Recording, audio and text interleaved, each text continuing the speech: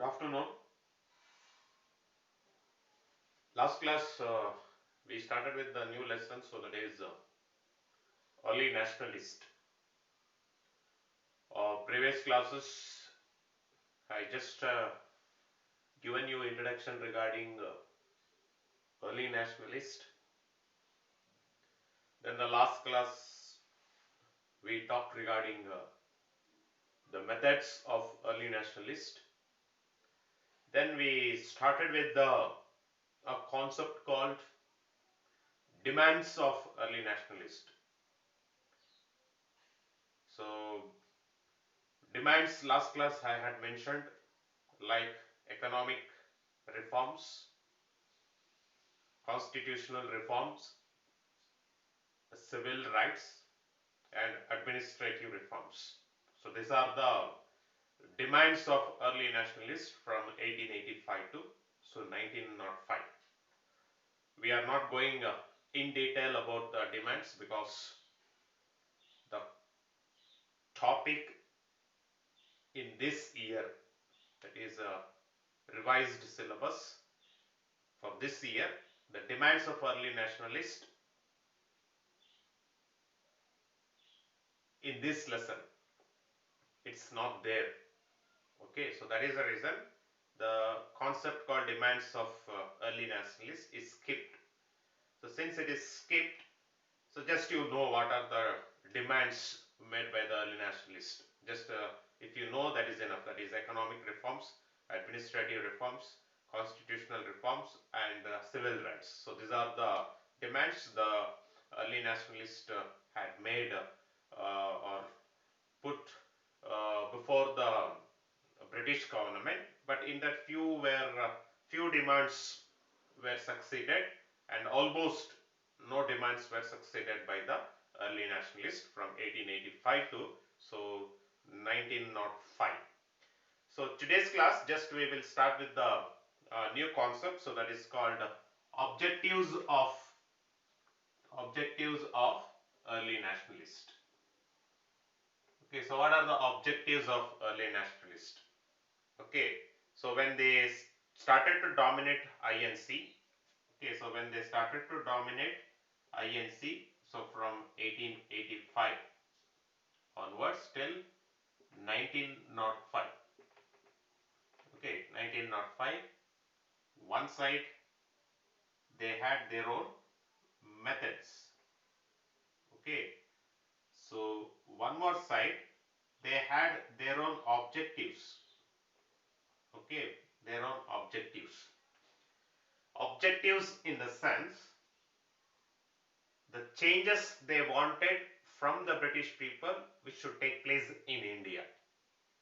Okay, so that they fixed it as one of the major objectives from 1885 to till 1905. Okay, so what are the objectives? Already methods we have talked. So what are the objectives? Okay, according to early nationalist, the first and foremost objective is introduction reduction policy. Okay, so introduction reduction policy. Early nationalists had introduced a reduction policy. Reduction in the sense that means nothing but reduce the tax.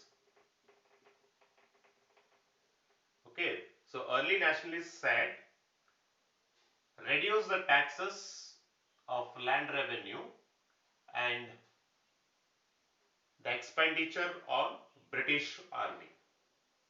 Okay, make land revenue less in India so that peasants or farmers, okay, they will be protected and they will be prevented. Okay, they will be protected and prevented by the British, and reduce the British soldiers' expenditure in India, because as you all know, in India at the time of British rule, one is soldier, that is army, and another one is civil servant of British. They are the two, jobs which were paid high salaries in India, that only to the British.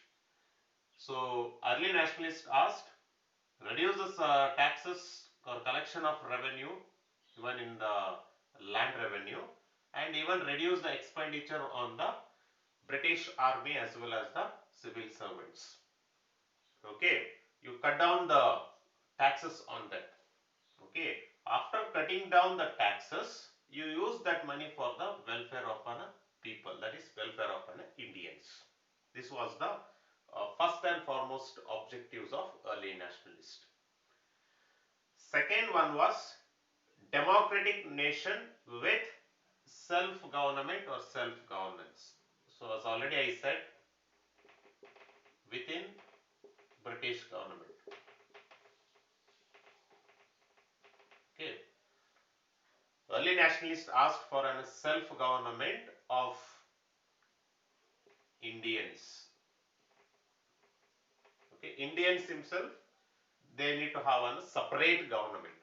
Okay, self-government, in which the British presence also will be there.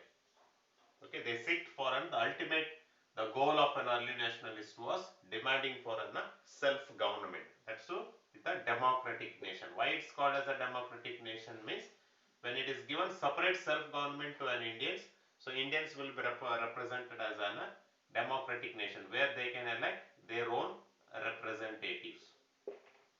Okay, so to such nation or such government was demanded by the early nationalists in the form of objectives. And the last one is emphasis for a trade production. Okay, so early nationalists gave importance to trade, the productions. Okay, in order to develop the industrial development in India. Okay, so where they asked protect Indian industry as well as rights of Indians. These two things they asked. Okay, because the early nationalists, they know that the importance of a trade and the income from the trade which can make the growth of the country. So for that purpose, they asked the emphasis concentrate or give importance to the Indian industries. Okay, how you are going to give an Indian industries important? One is by giving protection, and another one is by protecting the rights, and one more concepts we are having is encourage Indian industries. Okay, so these three concepts keeping in the intention, so they demanded for the trade protection also. So these are the three objectives of early nationalists from 1885 to 1905. Okay, since these objectives were liked by a few leaders, and few leaders they did not like the the objectives which were all planned by an early nationalist. So that is the reason 1905. So we are having one more group. We are having. So that's we will come with the next classes. So now we will go. So now till here. Now the three concepts we have discussed. One is about introduction to the early nationalist. Already we have discussed. Methods we have discussed. Then objectives we have discussed. Now the last topic, so we are going in this particular lesson. So that is already in the beginning I said we had three great personalities, the early nationalists who dominated 1885 to 1905. That is Dadabhai Naoroji, then Surendranath Banerjee and Gopalakrishna Gokhale. Okay, three personalities. So now one by one we will see their contribution towards an early nationalist and towards an Indian national movement. So today's class just I will take about Dadabhai Naoroji.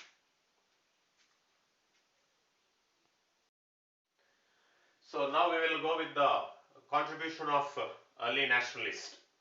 So already in the last class when I talked about or when I started the early nationalist, so there are three most important or the prominent leaders we are having. So that is one is Dadabhai Naoroji and Surendranath Banerjee and Gopalakrishna Gokhale. So here just we are seeing contribution of early nationalist. So in that first and foremost personality, so we will take that is Dadabhai Naoroji. So before I just go into the contributions of Dadabhai Naoroji as a early nationalist leader and as well as a leader of Indian national movement, so some knowledge about Dadabhai Naoroji, so we will have it. So it's been said that one of the earliest national movement leader, so that is Dadabhai Naoroji. Okay, he is not a, very new, or he is not a very in the middle, the part of the Indian national movement who joined. He was an earliest the national movement leader, so we call him. And the second thing about Dadabhai Naoroji, basically he is born in Bombay, so in 1825. So 1825, so the birth of Dadabhai Naoroji in Bombay. And after the completion of all his, education, all his studies, so he started practicing a profession called teacher. He was a mathematic teacher. He was. Okay, he joined and he was practicing particular, a teacher profession. Then next thing when we talk about, Dadabhai Naoroji, one of the most important leader for INC. Okay, and he was a good guider to also to the INC from the beginning. 1885 when INC was established, from there to till his death, he was a good guider to an INC. Okay, Indian National Congress, the political party. Then 1886, then 1893 and 1906. Okay, 1886, 1893 and 1906. So thrice he was elected as the president of INC. Okay, thrice he was elected as a president of INC in 1886, 1893 as well as 1906. Okay, so by seeing all his role, okay, by seeing all his role, so Dadabhai Naoroji is called as a, okay, Grand Old Man of India. So that is the title given to him. So this is something about Dadabhai Naoroji. So now we will go with the contributions of Dadabhai Naoroji in the field of early nationalist from 1885 to 1905. The first and foremost contribution, if you see, he founded an association, so which is called as an East India Association. So in 1866. The intention why he established or why he founded this association is in order to make the Indians to have closer relationship between the Indians as well as between the British. Okay, that is the reason early nationalists, they were loyal to British. They believed in the sense of justice of a British. Okay, so by starting this association, he started fostering, or he started telling to the Indians to maintain a good relationship with the British. Okay, it had three branches. One is in Calcutta, and even in Bombay, and even in Madras. Okay, the East India Association, which was established by Dadabhai Naoroji, the three branches existed in these three particular places. Okay, so this is one of the foremost contribution of Dadabhai Naoroji. Then next contribution we are having is he started a magazine called Dharma Marg Dakshak. Okay, so Dharma Marg Darshak. Okay, this is a magazine started by Dadabhai Naoroji, completely where he published the economic exploitation by British. So in that particular magazine, he started to mention it. Then next very important second foremost contribution is he wrote a book. Even today it's there, that is Poverty and Un-British Rule in India.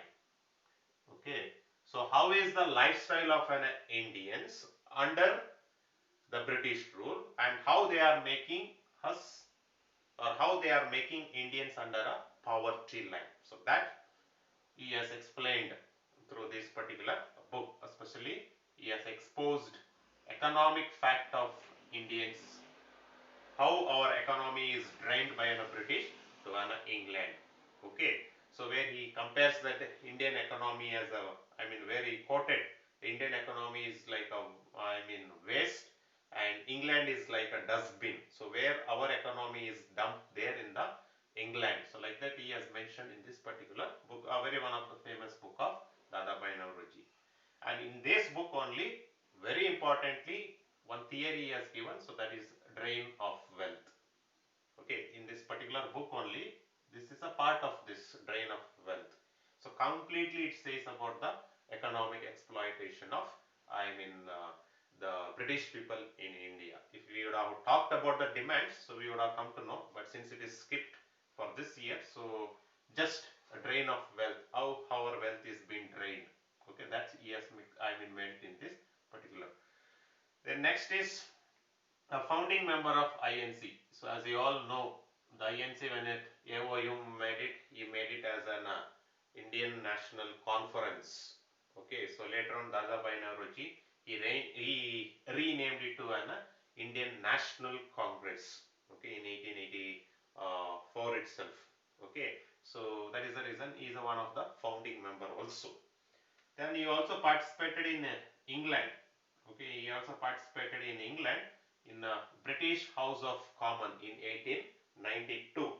Okay, so in 1892 he took part in this particular British House of Commons in England. So there also he gained the support and majority seats he won, and he was a member to this British House of Commons. Dadabhai Naoroji was a first Indian member to be a member in England to the British House of Commons, to the Parliament. Okay, in 1892. But this two we don't consider it as a contribution. But I just wrote it here to know you people. This is also considered as a contribution itself. But just for your information, so which we are having it. But here these four are the major contributions of Dadabhai Naoroji which we are having. So in this, the very important is this and this. Then afterwards you can know about these things. So these four contribution. So please know it. So next class we will go with the next two more personalities contribution. We will see it in the next